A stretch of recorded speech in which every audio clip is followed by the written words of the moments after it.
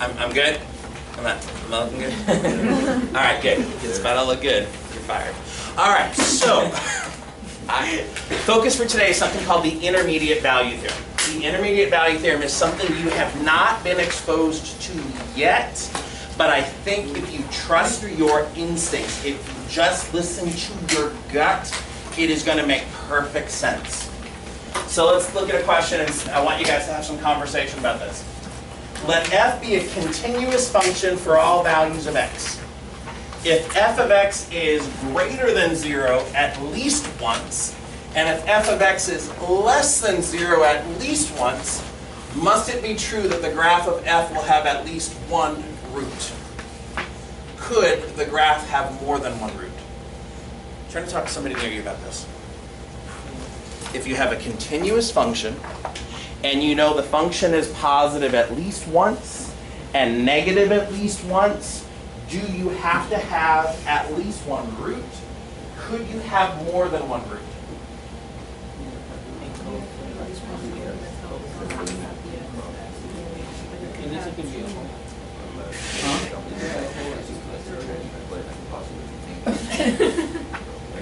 Oh yeah, that makes sense.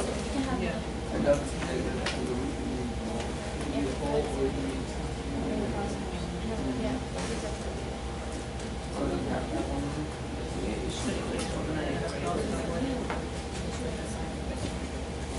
All right, quick show of hands. How many of you guys would say yes, you have to have at least one root? I see 1, I see 2, I see 3, 4, 5, 6. Okay, 7. How many of you guys say no, you don't have to have at least one root? How many of you guys honestly aren't sure? Be honest. Okay, so what do we know about the function? Function is continuous. You know something else? Your function is continuous. F of x is positive at least once, right? So I'm positive at least once and negative at least once. Could my graph live down here the entire time? No. It's got to be positive at least once. Could my graph live up here the whole time? No. I need a continuous function that is positive at least once, negative at least once. So guess what? You have to have a root. The only way to go from here to here is to have a root. So I'm not saying that the graph does that. I'm not saying that the graph does that or even that. What I am saying is the only way to get from here to there is you have to cross the x-axis at least once. Are we okay? All right. That is, I'll stop there. So the answer is yes. Could the graph of f have more than one root? Yes. Give me an example of a function that might do that. Sine of x. Right? The graph of sine of x looks maybe... Okay, that's not really sine of x. The kids at North Central are like, oh my god, he doesn't know the graph of sine of x. Stop watching now. No, stay with me. 1, 2, 3, 4, 5, a bunch of roots. Both cases are a resounding yes. Okay? Question number 2, true or false? For all functions f of x that satisfy the condition that f of x is greater than 0 at least once, and f of x is less than 0 at least once, then the graph of f must have at least one root. If it is true, tell me why. If it is false, give me a counterexample. We'll talk in a minute.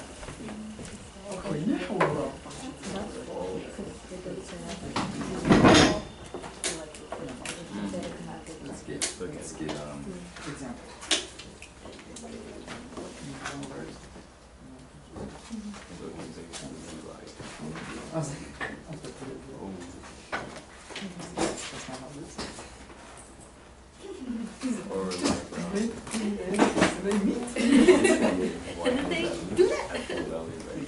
Alright. True or false? For all functions f of x that satisfy the condition f of x greater than 0 at least once, f of x less than 0 at least once, the graph must have at least one root, and everybody would tell me... False. False. False.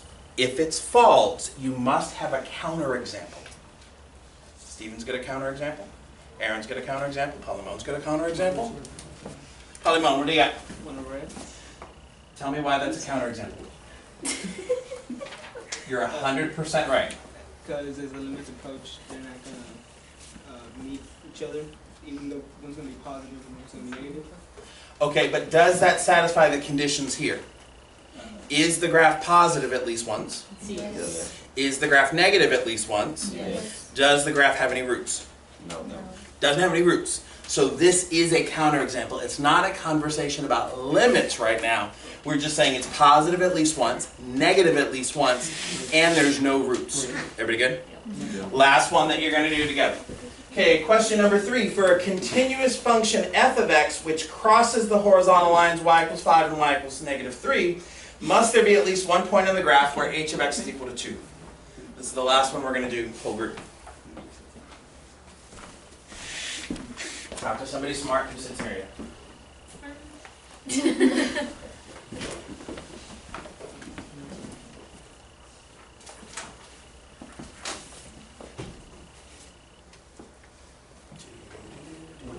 hope the North Central kids are talking to each other.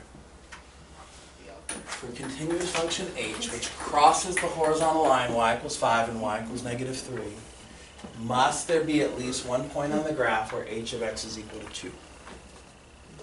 If you think you've got an answer to that, what if h of x equals negative 2? What if h of x equals negative 4?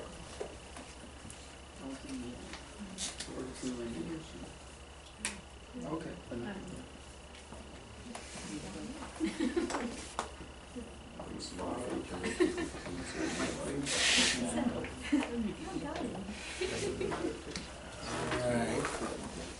Alright, so I've got a continuous function crossing the horizontal lines y equals 5 and y equals negative 3. Does there have to be at least one point where h of x is equal to 2? Yeah. Continuous function crosses this line, crosses this line. Imagine any graph you want. Something like that. Does there have to be a place where h of x is equal to 2? Yeah. Everybody okay with that?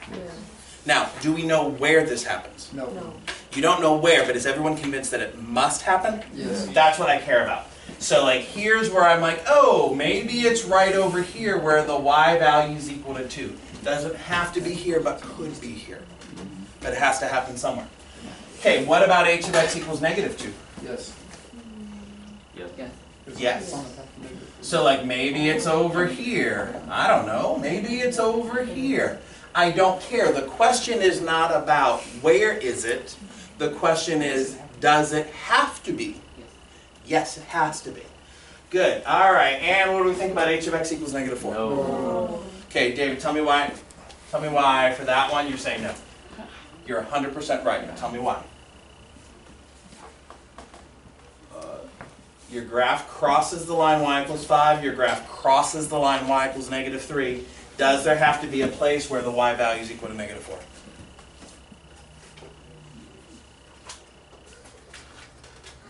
Alright, so we say no.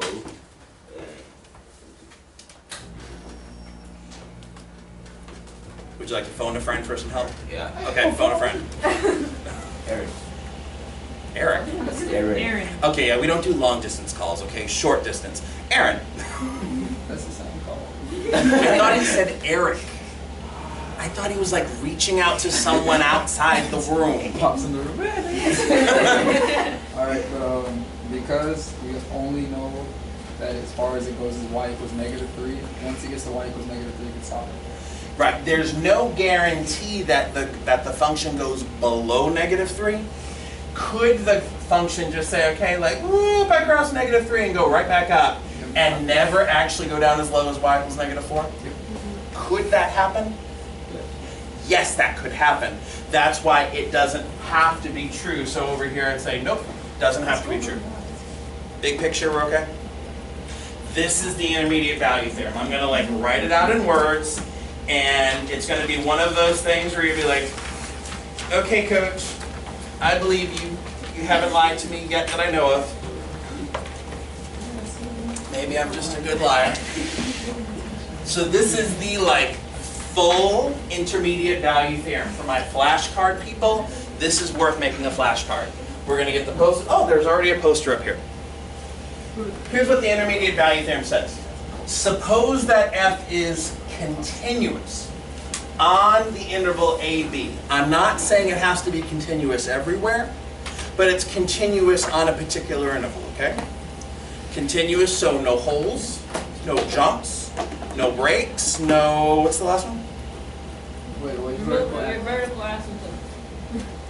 If the function is continuous on a closed interval, there can be no holes, jumps, breaks, or vertical asymptotes. Can't have any of those things. So what I need is I'm just going to draw some continuous function here. And I'm going to say, here's x equals a. Here's x equals b. Okay. If x equals a, the y value is what I'm going to write over here as f of a. If here's x equals b, the y value is up here at f of b. What the intermediate value theorem says, let me say it a couple of times and then I'll add it to the diagram. What the intermediate value theorem says is if f is continuous on a closed interval, a to b, I don't care at all about what happens outside of a and b.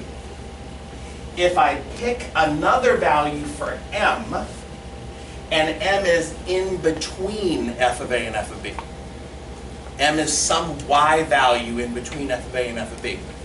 So let me say, like, here's m, and maybe like I'll draw like a little line in there. Does it have to be true that the graph intersects that line? Continuous function on the closed interval a to b. Here's f of a, here's f of b. If I pick a y value in between, does the graph have to intersect at least once? Yes. Everybody's okay? There is no way for me to get from this point to this point with a continuous function without crossing the line y equals m. This is the intermediate value theorem. The intermediate value theorem says if f is continuous on AB, and let m be any number between. This between can be confusing. It's not always true that f of a is the small value. It's not always true that f of b is the big value. Maybe you have a decreasing function. What has to be true is that m is in between. What you're guaranteed is that there's some c value down here, where c is between a and b, where this has to be true. So there's a number c such that c is between a and b, and f of c is equal to m. What this is called an existence theorem. So if we're getting all fancy here, it's an existence theorem because what we're saying is there has to be a place, but I don't actually care to find it. I'm just saying it must be true at least once. Now, if I look at the graph, some of you might be having this thought, you're like, well, wait a second. When I look at that graph, it's true more than once, right? Like that particular graph that I drew, how many times are we going to have a c value? 3 times. You're going 3 times. But that is because of the way I drew this graph and because of the way I selected this value of m. What if I shifted m up a little bit more? 1 time. Maybe I shift it just right. I don't know if I can. I don't think I can hit just twice, can I? Based on this graph, I don't think I can ever get twice. The existence theorem says it has to happen at least once. Everybody okay? All right, so let's give you guys a little bit of time to practice. There are 1, 2, 3 multiple choice questions. 4 and 5, if you really have the time, go for it. But I'm only going to give you about 6 minutes here. Working at your table with the smart people around you. See what you can do with 1, 2, and 3. Good news, they're all multiple choice questions, which means I'm not looking at your work here. I'm just looking to see, do you have good instincts?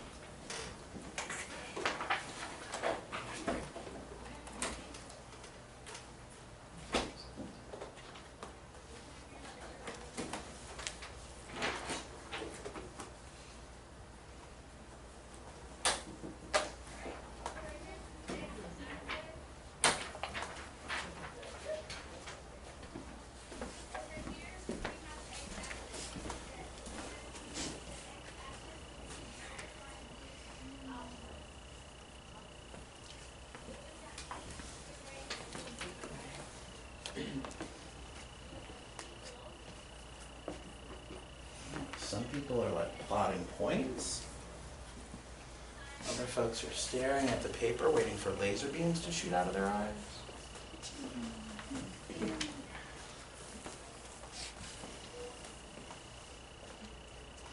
If you're feeling a little stuck right now, plot some points. G is continuous. G of -4 is equal to 2. So that means I've got a point down here. X is equal to -4 and Y is equal to 2.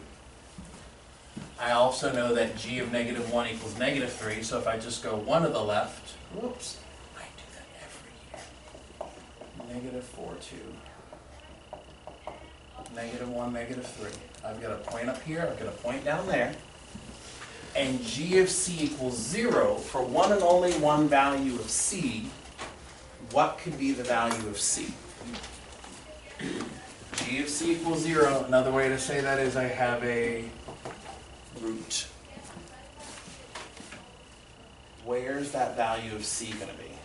Could it be -5? If I have a root over here, that's a root, that's good. But you're guaranteed a root by the intermediate value theorem in between -4 and -1. Your graph has to do something like that. So somewhere in between -4 and -1, you have a root. So that's going to have to be B. How many guys honestly had B? Nice. Keep going. Have some conversation. It's okay. As long as it's not math, we're good. Shut up. You know.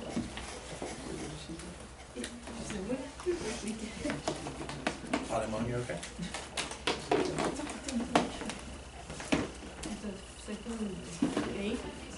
You okay? Yeah, that's what I wanted to keep it good. I don't know. Well, I need more input. Can't do it first for everything.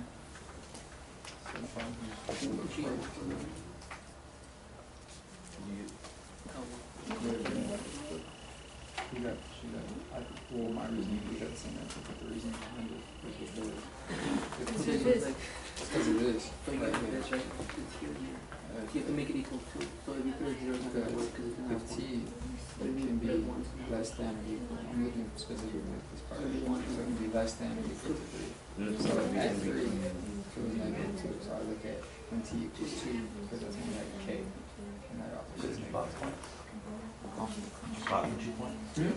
So you get a point at 1, -3. Oh, you're saying. Or 1, -1, greater and than another point at 3, -2. So both points are, like here's the Right, x-axis, where so you both can also points. choose 2, because it's. They're like- greater they're than like down equal to here. 3. And it could If be I wanted false. to guarantee And that is 2 also roots, that's where why do you put the I was third point like, here? that's why at first glance I said 2. That's above. Because then that means to go from like the first point up here, I have to cross one time, and then I cross again on the way down. Okay. Friends over here, are we doing okay?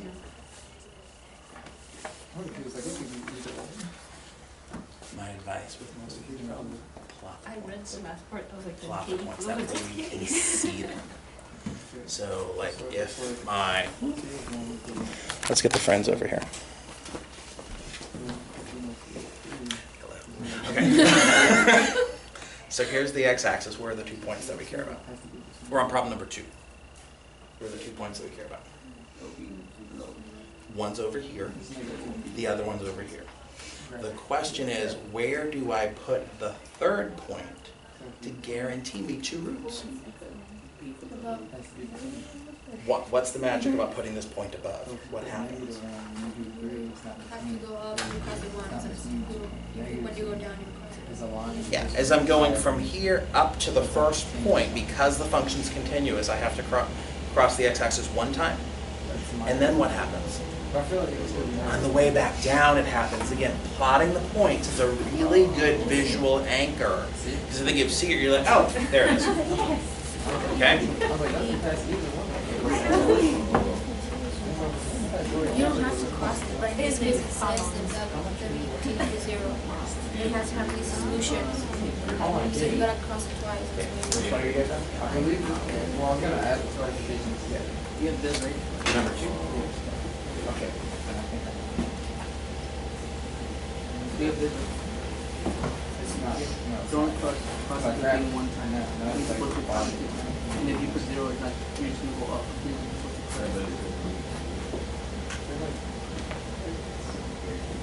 So on number 2, you've got a point below the x-axis and another point below the x-axis. You have to have the solution from this. Right? You've got, what are the points? You've got 1, -1, and 3. Not exactly. Yeah. Well, like one point's over here, the other one's over here. The question is, where do you put that third point? What's the just right value for k so that you get 2 different roots? You got a point over here and a point over here. Oh, you have to put it somewhere. Why?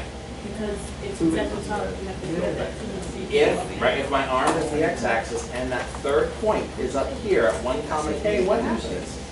You get a root as you go from this low point up above, and then any other value of k, those are all negative values or 0, you're not hearing. The positive value of negative is still Wait, Exactly. Oh, that's what it's coming on. All right, right over here. Yes. Then it went out. I don't know why they don't do that. See? You're gonna be able It didn't come to me that this big of a Yeah, good. It also puts the All right, you got the drink? Yeah. Okay. Perfect. All right, friends. Time to upgrade your skills. Oh, Lord. Oh, Lord. Here it comes. We are leaving the world of multiple choice. Oh, my gosh. Look at all that space. Oh, all that great space. Makes me happy. All right. The key in these thanks, Stephen. The key in those 3 multiple choice questions was like plotting the points and getting like a good visual of what's going on. I cannot emphasize this enough. In order for you to use the intermediate value theorem, you need to know something about the function. What's the thing that has to be true about the function? It must be continuous. I either have to tell you that the function is continuous, or we're going to have to prove that the function is continuous. But if the function's not continuous, think about Polymon's example earlier, like where we had, like there was a point above the x-axis and a point below the x-axis, but you didn't have continuity, and so you didn't have to have a root. If you get continuity, then the whole thing comes together. Everybody good? All right, so let's look at this question over here. I want to show that p of x, which is equal to 4 sine pi over 4x minus 2, has a root somewhere in the interval -1 to 2. At no point are they saying you must use the intermediate value theorem. They're not being that kind. But what I'm interested in is they're saying that there has to be a root somewhere. Somewhere. I don't care where it is. I just want to show that it must exist. So here's how we're going to start. I want to know, is p of x continuous? Is that function continuous? Because if you can't get me that the function is continuous, you cannot use the IVT. How many of y'all are convinced that you are looking at a continuous function? That looks like nobody. Maybe Carmen? Myra, you're convinced? Myra, why are you convinced? It's a trig function, okay? And what we know, the thing that we talked about yesterday at the end of the continuity lesson, one of the things the College Board's making a big deal about is like, if you have a sinusoidal function or you have a polynomial function or an exponential function, they are always continuous on their domain. Is this a continuous function? Yeah. Yes. So I'd want to say something like, yes, because p of x is sinusoidal would be a great fancy word. Now, because p is continuous, I'm going to say, therefore, the IVT applies. I'm writing IVT. Everyone's okay. That means the intermediate value theorem. I will only ever abbreviate in legal ways. I will not do fancy abbreviations. And is everybody okay with therefore? I'm not saying that's how I write it. Therefore, even though there's only 3 of them. Right? It's like wow, I thought that was going to be funny. Apparently not, never mind. Okay, therefore, no, too late. It's a way to say like, and because of this, this is true. P is sinusoidal, therefore the IVT applies. Okay? Yeah. Can you use that in an explanation? Say that again? Can you actually use that like in free response? The 3 dots? You may remember to a point 47 seconds ago where I said, I will only ever use appropriate notation and abbreviations. So can you use that? No. Yes. Oh my God. Okay. Even kids at North Central are laughing at me right now. All right. Here's the thing. Are we okay that the function is continuous? Yes. Convince in our soul continuous. If you had one. Okay. Because the function is continuous, I get to use the IVT. Now here's the thing with the IVT. You have to check your endpoints. So I'm going to say, let me find P of -1. Let me find P of 2. And you guys are all like wicked smart people. P of -1 means 4 sine of -pi/4 minus 2. If you are having some like, oh my God, I'm supposed to know the sine of -pi/4, yes. -pi/4, another way to say this if you think degrees, -45 degrees. I always draw like my little unit circle and I'm like, oh, there's 45 degrees. The sine is the opposite side. So that's square root of 2 over 2, but it's a negative. So what do I have here? I've got 4 times negative square root of 2 over 2 minus 2. What is that? That's going to be -2 square root of 2 minus 2. That may not be a number that I know for sure. Let's find P of 2. P of 2 says 4 times the sine of pi/4 times 2 minus 2. Pi/4 times 2 is, what is it, pi/2? Sine of pi/2? Bless you, bless you. Sine of pi/2 is not bless you, but that's being very polite. Pi/4 times 2 is pi/2. Sine of pi/2 is 1. 4 times 1? 4. 4 minus 2 is 2. Check it out. Your function is continuous. We know the IVT applies. P of -1 is -2 square root of 2 minus 2. P of 2 is positive 2. My question to you is, does there have to be a root? Yes. There has to be. Why? Because it goes from negative to positive. Because Well, what? Because there's a negative and positive. Yeah, not it. Not it. Not it goes from negative to Because the positive because the Function has function changes from, is everybody okay that this has to be a negative number? Yes. Negative of, at negative what? Who cares? Negative. Positive. Does there have to be a root? Yes. Here's the conclusion. So we'd say something like, since, and now you're going to be careful, don't lie here. P of -1 is less than 0, which is less than P of 2. Remember that value of M had to be between the endpoints? 0 is between the endpoints. What I'm going to say is, since that's true, then P of, what is this, P of X has a root. What do we know about that root? Where does it live? Between -1 and 2. That's how we're going to write it up. You have to establish continuity. You have to check your endpoints. You have to then test that the value you're interested in lies in between the endpoints without lying. And the lie I'm talking about is sometimes you're going to get your endpoints confused. And you might say, like, this guy is less than, but it's really supposed to be greater than. That's where things fall apart. Everybody okay? And then your root is somewhere in between your endpoints. So let's see how well you guys can do this. Example 2, we've got a V of t is continuous on the interval 1, 7. I want to leave that up there for a little bit. We've got data in the table. What's the minimum number of zeros that V must have in the interval? Take a little bit of time. Check out that interval. What's the minimum number of times that V has a 0?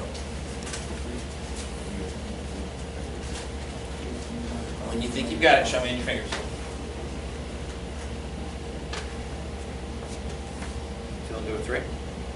Okay, everyone seems to be feeling pretty good with 3. I lay Y at least 3. Where do you see them? Because at first you started at this, you ended up 1, -3, so then you had to go up, and then you will go down again. So you've got a good visual in your head right now. You're like, I'm going from 1, -3 to 3, 4. Does there have to be a root in here? Of course. Giselle, give me another one.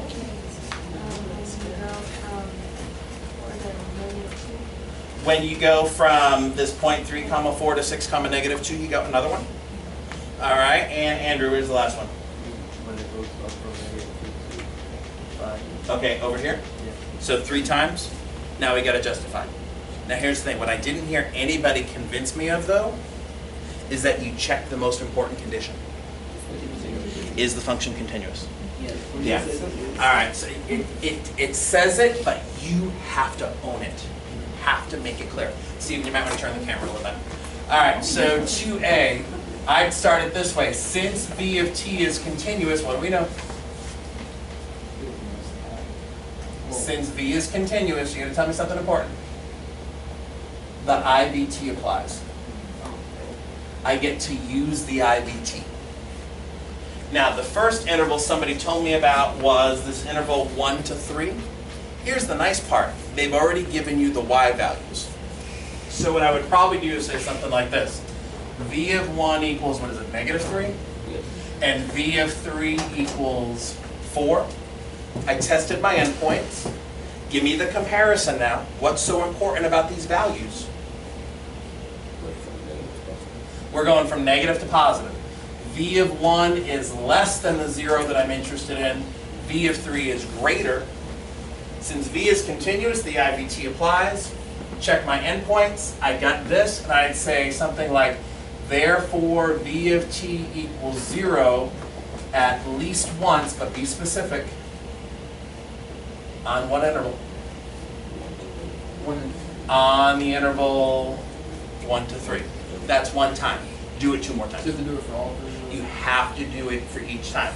Now here's the nice thing. You've already established continuity. You don't have to do that again. But do the comparison of the endpoints.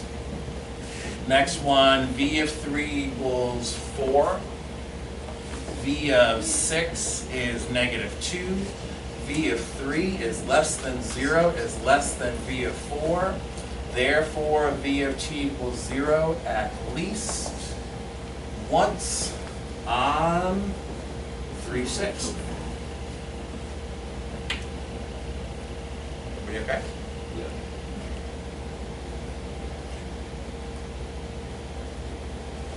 And you don't earn the point now.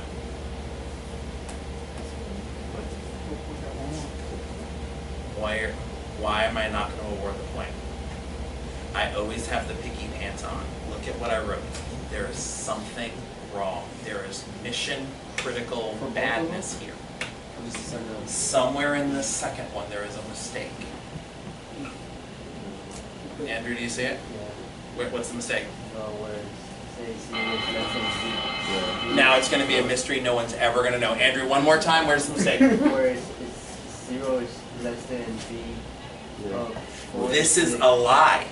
I checked my endpoints, but look at, I'm lying to you now. V of 3 is less than 0? No. V of 3 is not less than 0. V of 3 is greater than 0. V of 4 is what's less than 0. You mean 6, right? You have 6. Man, am I lying today. All the lies came out. Woo! That's all I was like, your mistake. Shut up. No, I was thinking about calling your mom today. Shut up. All right. Everybody good? Yeah. Okay. Tonight's homework is a journal entry on the intermediate value theorem. You're going to work on this. You're going to get some feedback, some practice with the writing. I'll see you tomorrow. If you see any of the calculus AB students, be kind to them. Be kind. They need some loving. Give them a hug. Give them a hug. Let them know that it gets better. They're just coming out of limits. It gets better. Wait, they haven't. They're not out of limits yet? You're in the BC class. That means we go faster. That is, yes. What do you say? Celeste, I have your recommendation. Cool. Bus. You know what? Letters of recommendation. No, it's like student council checking out policy. Oh, yeah, I got one of those too. Son of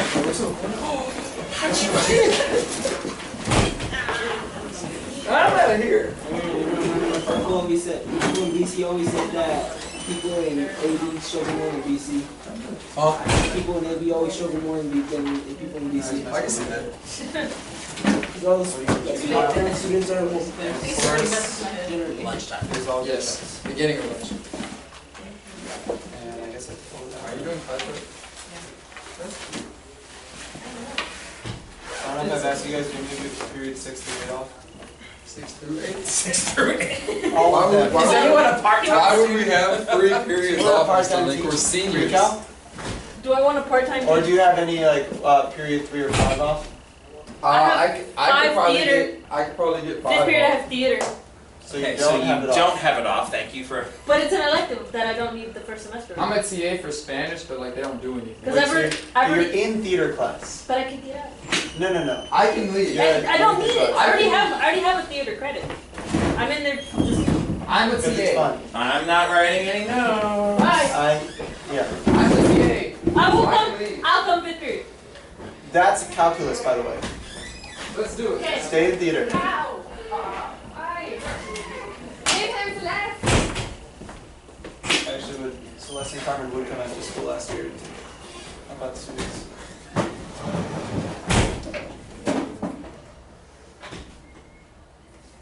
How are you? I'm not doing great. Yesterday, after I put in the scores, Yeah. it was already really late and I was exhausted, and I looked at that and was just like, oh my god. Okay, so just a couple of things. Just want to make sure. The section 2, they're 3 points each. Yes. Okay. All right. Section Good 3. news. Danny got a 15 there. Section 3, they are 2 points each. Yeah. Okay. Yep. 1 point for explanation. Yep. 1 point for. There were like a few times where I was like, not sure, but I'm pretty sure. Like a few 1 points here or there where maybe could have gone either way. but Sure. Overall, like I'm pretty sure it's consistent. Yep. And that those are the scores. Like, Yep.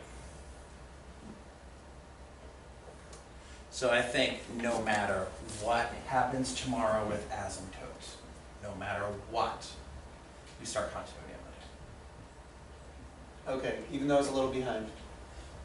You start not continuity, relative magnitude. Okay. Relative magnitude. It's gonna be better.